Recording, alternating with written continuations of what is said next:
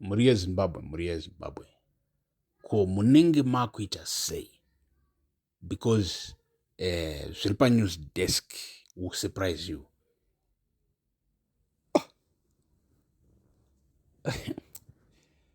Muri Zimbabwe. Kuchinhoi pane information iri kutaura kuti kwawanikwa zvisivonekwe. Muri Zimbabwe mukutaudza kuti muZimbabwe mune a big network yen'anga muno munyika. Big network, and vari kunzi vane headquarters kuChinhoi. Vane headquarters kuChinhoi. So it's a certain group vari kuita zvavari kuita. And now, what were they doing? Chazoita kuti vawanikwe nemasoja se-information iri kusvika kuti pane kuvakomana ve-intelligence military vapinzira information about what they just discovered. And so it's not like yanga iri issue yekuti masoja anga achivatsvaka or anything, no, but zvinhu zvokuti vakomana vemukati vanenge vaona something chiri surprising chinodeserva kuripotwa kuintelligence yenyika kuti mukati muvazive kuti kune zvinhu zvakadai so zviri kuitika munyika medu, we have to watch or something else. Now, ndikomrade takawira vapinza news. So zvakamira zvakadaro, n'anga idzi dziri rich, very rich, and vari kutaura kuti n'anga idzi muri Zimbabwe pane vaprofita vanotozikamo vane mbiri, vanotofamba nemarolls royce. Panonzi pane rolls royce yewhite yaonekwa ipapapo, zikulinani, big dog shit rakadai. N'anga muri Zimbabwe idzi dzina leader ari kudzilida anova anonzi haazikamwe nezita, zita rake haritaugwi. So vari kunzi the guys have been watching the pattern for the past 3 months. Vakomana veintelligence vanga vakatarisa pattern yekuti iwe n'anga vanhu ava vasati vaziva kuti vanhu ava vanozvifambisa sei, because vanosvika, it's like headquarters racho rakaita ziclub, ziimba, but ine big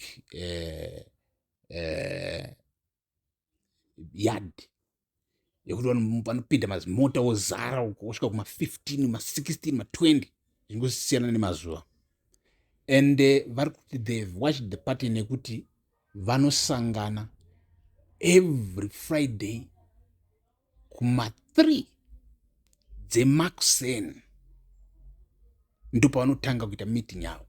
So akomana ari kuti, and it's like it's an isolated house, so haungosvikipo zvochiwaiwai zvongoti unongodongorera wotanga kutoona zviri kuitika. Handiti unenge watoplanda zvimadzini kuti utozonzwa kuti vanenge vachimboita nezvei. And information iri kuti vakomana ava, so vanopinda vakapfeka masuti, vakapfeka chichipinda mukati muyamaya, but kana vapinda mukati vanochinja vopfeka nembe neshashiko nengundu nembe neshashiko. Pane vapfana vechidiki kuti vanenge vasingachatonzwi kuti takutaura zvii. Tiri kuti vanopfeka matehwe, dehwe rekumberi ringe rakangovhara panogara vasha, and then nekumashure ringe rakavhara papapo rakabatanidzwa nezvitambo, and then and then ngundu iheti inongoenderana nezvechivanhu vanhu yakagadzirwa navo nezvakadaro matehwe chichi, right. So vapinda mukati ndo zvavanopfeka izvi, handiti vopfeka zvinhu zviya votanga kuita machansi vachitaura zvanenge vachitaura. So tiri kuti well known people, vafundisi nen'anga, but vari kuita zvechin'anga kana vapindamo vari kuita zvechivanhu according to the alleged information. So muri Zimbabwe now ndikuda kuti tipinde apa tinzwisise, ndikuda kuti tinzwisise something, because you see these are rich people who are doing something that looks like a ritual. Now muri Zimbabwe, what can be happening in reality? Because you see if you go to China or Thailand or wherever, in some other countries, other places, unotosvika kuya wotowana kuti the people in that region vane culture yavo, vane ma-rituals avanoita zvangofana. Vamwe vanogona kuti vamwe kuti todla takaungana takagara pasi takafunya chisero takaita sei handiti, and then tiri kudla chikafu chakadai so specifically because maybe tareceive a visitor iri kubva etc. But when you look at them doing izvozvo zvavanenge vachiita izvozvo, it looks like a ritual. Vana vevhu, vadli vemikonde yesadza, ndiri kuti it looks like a ritual to an outsider. And unotofunga kuti maybe patoshedzwa mweya umwe ukaita so, pakazoudzwa mweya chichi handiti, especially kana vari vanhu vekuti vanoziva madzinza avo, vanogara pasi votanga kutaura madzinza. Because you see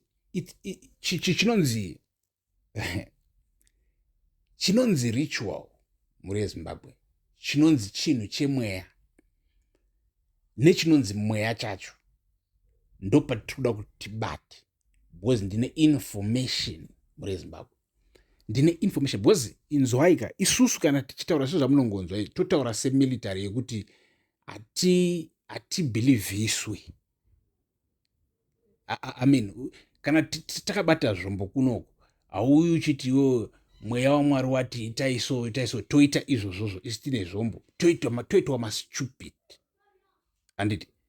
So vakomana havazive kuti vanobhiliva. So this is the ego yandiri kukuudzai, because tetanzwa nyaya kubva kupi mukati, kuti vemukati vari kuti chinazvo zvinhu izvi, because havangoongorori and then voripota vasina kupa analysis yekuti what do they think kuti vari kuita. So what they think kuti vari kuita ndo zvatakukuudza, ndo zvatirichikuudzai right now.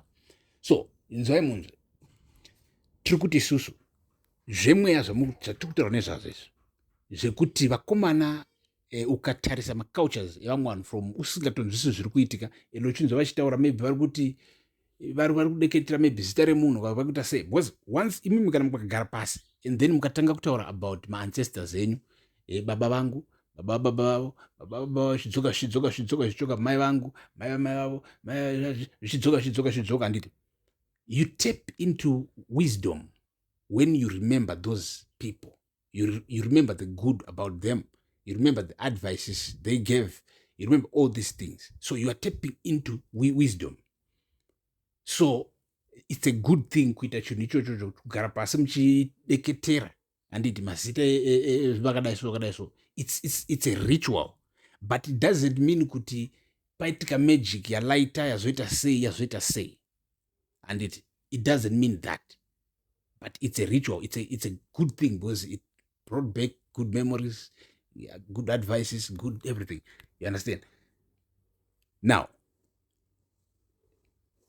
ava n'anga dzatinadzo idzi dziri kupinda dzopfeka zvechivanhu dzotanga kutaura zvadziri kutaura zviri kureva kuti muno muZimbabwe kune vanhu vakatongwara zvekudaro zvokuti vanoti vane information about madzinza avo, about all these things zvaiitwa kubva kudhara. So ndambotaura in another video ichitaura about tsika.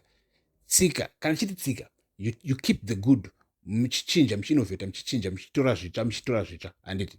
I talked about this. I'm not going to repeat that now. But ndiri kuti pane chivanhu chiri right chaitwa kubva kudhara chokuti even up to this day chiri beneficial, ende kune vari kuchiita, and it seems like it's working for them because mamillionaire vanhu ava.